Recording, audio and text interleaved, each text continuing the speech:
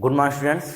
Class ninth में आज आपका टॉपिक है फाइलम कार्डेटा। आज हम जानेंगे फाइलम कार्डेटा की कुछ विशेषताओं के विषय में कि फाइलम कार्डेटा की क्या विशेषताएं आती हैं। देखिए, फाइलम कार्डेटा में जितने जो भी जंतु हैं और जिनमें रीढ़ की हड्डी पाई जाती है अर्थात मेरुरज्जु या नोटोकार्ड होती है, मेरुरज्जु या नोटोकार्ड होती है, वो सभी जंतु आपके फाइलम कार्डेटा में आएंगे। ठीक, और फाइलम कार्डेटा की अपनी कुछ विशेषताएं होती हैं जिसके कारण से उसको फाइलम कार्डेटा कहा जाता है। तो चलिए शुरू करते हैं फाइलम कार्डेटा। वीडियो शुरू करने से पहले अगर आप हमारे चैनल पर नए हैं तो चैनल को जरूर सब्सक्राइब कर लें, बेल आइकन को दबाएं ताकि आपको वीडियो नोटिफिकेशन मिल सके। चलो शुरू करते हैं फाइलम कार्डेटा। पहली विशेषता नोटोकार्ड, दूसरी विशेषता केंद्रीय तंत्रिका तंत्र, तीसरी विशेषता युग्मित क्लोम थैली या ग्रसनी क्लोम दरार। ठीक, ग्रसनी क्लोम दरारें होती क्योंकि ये दो होती हैं। ठीक, अब देखते हैं नोटोकार्ड क्या होती है। सभी कार्डेटा जंतुओं में जीवन की किसी न किसी अवस्था में नोटोकार्ड अवश्य होती है। देखिए, नोटोकार्ड क्या होती है, जो हम लोगों के जो पृष्ठ होता है, पृष्ठ भाग मतलब पीठ, तो जो पृष्ठ होता है, पृष्ठ पर जो रीढ़ की हड्डी पाई जाती है कहाँ होती है? मध्य में होती है। इधर उधर साइडों में तो होती नहीं है, केवल मध्य में होती है। तो पृष्ठ पर जो मध्य में रीढ़ की हड्डी पाई जाती है, क्योंकि जो उच्च कोटि के जंतु हैं उनमें तो मेरुरज्जु जो रीढ़ की हड्डी पाई जाती है, और जो निम्न कोटि के कार्डेटा संघ के जंतु हैं उनको नोटोकार्ड बोलते हैं। क्या बोलते हैं? नोटोकार्ड। उनमें जो रीढ़ की हड्डी होती है उसे क्या कहते हैं? नोटोकार्ड। जो प्रारंभिक टाइप के कार्डेटा संघ के जंतु हैं उनमें नोटोकार्ड कहते हैं, और जो उच्च कोटि के विकसित जंतु होते हैं उसे क्या कहते हैं? मेरुरज्जु। ठीक, तो सभी कार्डेटा जंतुओं में किसी न किसी अवस्था में नोटोकार्ड अवश्य होती है। ये किसी न किसी अवस्था मतलब क्या है? देखिए, जंतु में भ्रूणावस्था हो सकती है, लार्वा अवस्था हो सकती है, वयस्क अवस्था हो सकती है, ठीक, और अंतिम अवस्था हो सकती है। मतलब जीवन में जो जितनी भी अवस्थाएं आती हैं, या तो नोटोकार्ड 100% होगी, या तो लार्वा अवस्था में होगी, या फिर वयस्क अवस्था में होगी, या फिर भ्रूणावस्था में होगी, या फिर अंतिम अवस्था में होगी। तो इस प्रकार से जीवन की कोई भी अवस्था है, लेकिन उसकी किसी न किसी अवस्था में नोटोकार्ड जरूर पाई जाएगी। मतलब जिसको हम रीढ़ की हड्डी, नोटोकार्ड होता है रीढ़ की हड्डी, तो जो प्रारंभिक टाइप के जंतु होते हैं उनमें नोटोकार्ड बोलते हैं, और जो विकसित जंतु होते हैं उसमें रीढ़ की हड्डी मेरुरज्जु कह देते हैं उसको। ठीक, तो चाहे कार्डेटा का कोई भी जंतु हो उसमें नोटोकार्ड अवश्य होगी, फिर वो चाहे उसके जीवन की किसी भी अवस्था में क्यों ना हो। ठीक, आगे, यह शरीर की मध्य पृष्ठ रेखा में आहार नाल के ऊपर तथा तंत्रिका रज्जु के नीचे पाई जाती है। मोस्ट इंपॉर्टेंट, यह शरीर की मध्य पृष्ठ रेखा। देखिए, मध्य माने क्या होता है? बीच में। अपनी कशेरुदंड कहाँ पर होती है? बीच में होती है। और कहाँ होती है? पृष्ठ माने पीठ, तो मध्य माने बीच में, पृष्ठ माने पीठ पर। ठीक, रेखा माने मतलब मध्य पृष्ठ रेखा के बीच में। तो यह शरीर की मध्य पृष्ठ रेखा में मतलब पीठ के बीचों बीच में, जो पिछला हिस्सा है, पिछले हिस्से के बीचों बीच में।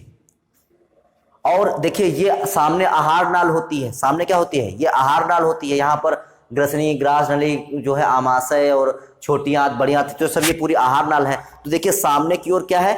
आधार भाग की ओर क्या है? आहार नाल। पृष्ठ भाग की ओर क्या है? मेरुरज्जु।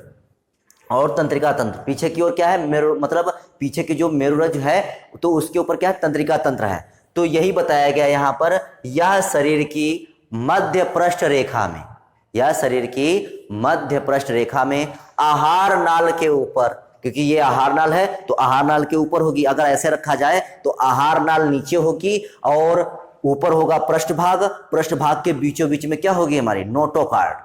तो यह शरीर की मध्य पृष्ठ रेखा में आहार नाल के ऊपर तथा तंत्रिका रज्जु के नीचे पाई जाती है। आपसे पूछा जाएगा नोटोकार्ड कहाँ होती है? तो हमारे मध्य पृष्ठ रेखा पर।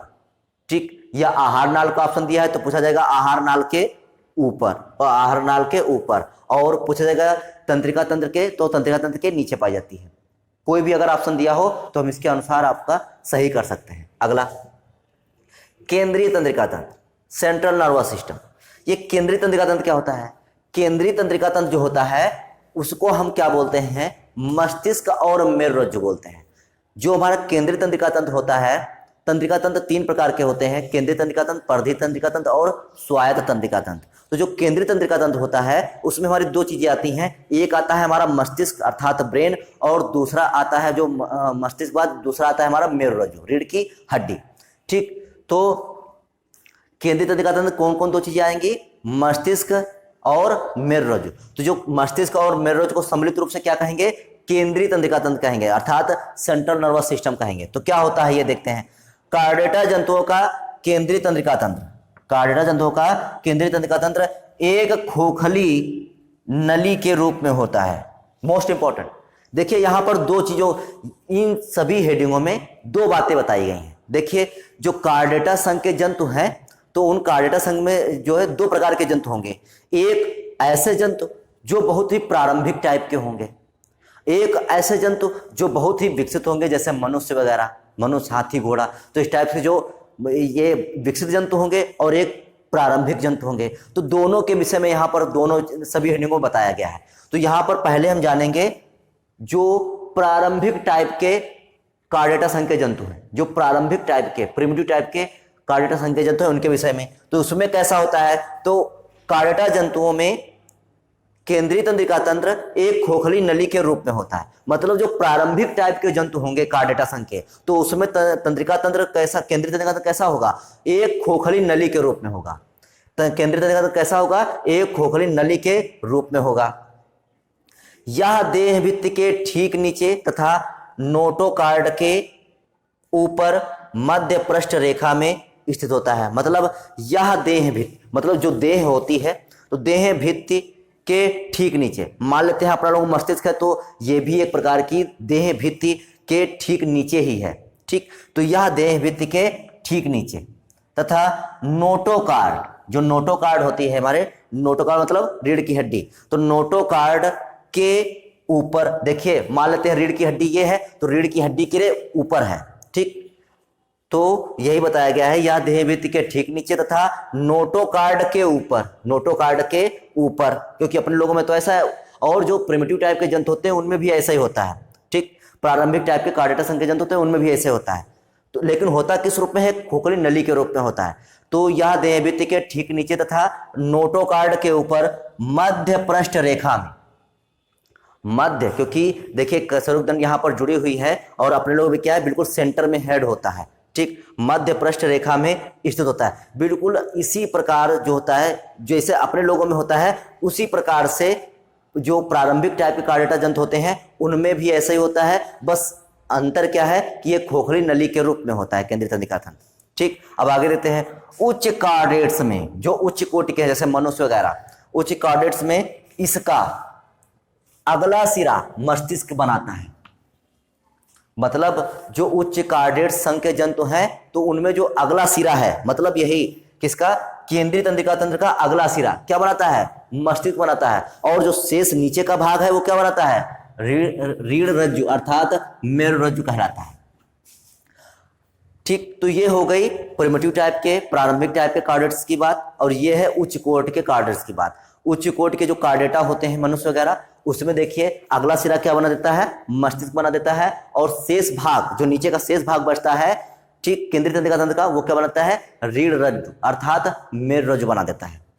अब अगला आता है तीसरा, युग्मित क्लोम थैली या ग्रसनी क्लोम दरारें। युग्मित माने क्या होता है? जोड़ा। युग माने क्या होता है? जोड़ा, पेयर। क्लोम थैली या ग्रसनी क्लोम दरारें। अब एक ग्रसनी क्लोम दरारें क्या होती हैं? इंग्लिश में से क्या बोलते हैं? Paired Gill pouches. ठीक, तो ये होती क्या है? देखिए आप लोगों ने मछली देखी होगी, मछली के यहां पर क्या होता है? कटा होता है। वो धीरे धीरे ऐसे ऐसे किया करती है ताकि वो पानी से ऑक्सीजन को अंदर ग्रहण कर सके। ठीक, तो ये इनको बोलते हैं ग्रसनी क्लोम दरारें। क्या बोलते हैं इनको?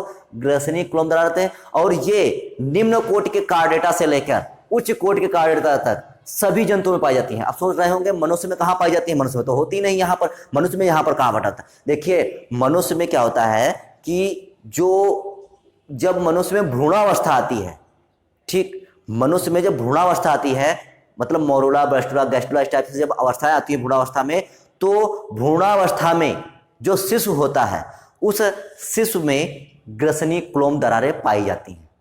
मतलब ग्रसनी क्लोम दरारें जो हैं ये भी क्या जीवन की किसी न किसी अवस्था में अवश्य पाई जाएंगी। किसमें? फाइलम कार्डेटा में। ग्रसनी क्लोम दरारें जो होती हैं वो भी कार्डेटा संघ के जंतुओं में जीवन की किसी न किसी अवस्था में अवश्य पाई जाएंगी। तो देखते हैं क्या होते हैं। सभी कार्डेटा के जीवन की किसी न किसी अवस्था में ग्रसनी की दोनों पार्श्व, जो ये ग्रसनी यहां पर होती है और इसके नीचे ग्रास नली होती है, ठीक, तो सभी कार्डेटा जंतुओं के जीवन की किसी न किसी अवस्था में ग्रसनी के दोनों पार्श्व, ग्रसनी की दोनों पार्श्व भित्तियों में क्लोम दरारें होती हैं। मतलब कहा, जितने भी कार्डेटा जंतु हैं उनके जीवन के किसी न किसी अवस्था में ग्रसनी क्लोम दरारें होंगी। लेकिन कहां पर होंगी? तो ग्रसनी की दोनों पार्श्व, जो ग्रसनी होती है, ग्रसनी की दोनों पार्श्व, ग्रसनी की दोनों पार्श्व मतलब पार्श्व मतलब तो साइडें, दोनों के साइडों में, तो ग्रसनी की दोनों साइडों अर्थात पार्श्व भित्तियों में क्लोम दरारें होती हैं। ठीक, मतलब यहां पर कटा जैसा भाग होता है, इसको दरार बोलते हैं। तो ग्रसनी क्लोम दरारें होती हैं जो श्वसन में सहायक होती हैं। काहे में श्वसन होती हैं? काहे में सहायक होती हैं? तो श्वसन में सहायक होती हैं। निम्न कोटि के कशेरुकी जंतुओं में ये जीवन भर बनी रहती हैं। मतलब जो निम्न कोटि के कशेरुकी जंतु हैं, फिर से यहाँ पर दो के विषय में बताया गया, एक निम्न कोटि के और एक उच्च कोटि के। तो जो निम्न कोटि के कशेरुकी जंतु होते हैं उनमें ग्रसनी क्लोम दरारें कब तक रहती हैं? जीवन भर रहती हैं, पूरी लाइफ रहती हैं। मछलियों में ये श्वसन के लिए क्लोम बनाती हैं। जो मछलियां होती हैं, मछलियों में ये ग्रसनी क्लोम दरारें क्या करती हैं? श्वसन के लिए क्लोम बनाती हैं। अगला, अन्य कशेरुकी जंतुओं में ये केवल भ्रूणावस्था में पाई जाती हैं। जैसा कि हम आपको बता ही चुके हैं कि जो उच्च कोटि के कार्डेट्स होते हैं उनमें ग्रसनी क्लोम दरारें कब पाई जाती हैं? तो भ्रूणावस्था में पाई जाती हैं। ठीक, तो यहां पर ये आपसे पूछे भी जा सकते हैं कि मनुष्य में केंद्रीय तंत्रिका तंत्र, या पूछा जा सकता है कि ग्रसनी क्लोम दरारें होती हैं वो उच्च कोटि के कार्डेट्स में कब पाई जाती हैं? तो केवल भ्रूणावस्था में पाई जाती हैं, उसके बाद ये समाप्त हो जाती हैं। ठीक, और मछलियों में काहे का काम करती हैं? क्लोम बनाती हैं और श्वसन का काम कराती हैं। तो जो ग्रसनी क्लोम दरारें, इनका काम क्या होता है? श्वसन का काम होता है। तो यहां पर आपने तीन चीजें देख ली, नोटोकार्ड देख लिया, केंद्रीय तंत्रिका तंत्र देख लिया और युग्मित क्लोम थैली या ग्रसनी क्लोम दरारों के विषय में जान लिया। तो उम्मीद है कि टॉपिक आपको अच्छे समझ में आया होगा। तो आज के लिए केवल इतना ही, बाकी नेक्स्ट वीडियो में, तब तक के लिए जय हिंद।